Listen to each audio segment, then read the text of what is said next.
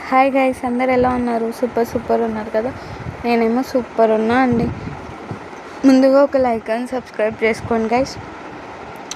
మరిన్ని video updates కోసం మన ఛానల్ మీద ఒక కన్నేసి ఉంచండి. అలానే మనం ఈ వీడియోలో auto Vijayashanti serial latest promo explain చేసుకుందాం.